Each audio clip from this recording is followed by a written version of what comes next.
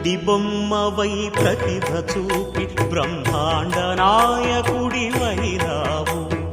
మాతా పితలకు ప్రదక్షిణముతో మహాగణపతిగా మారావు.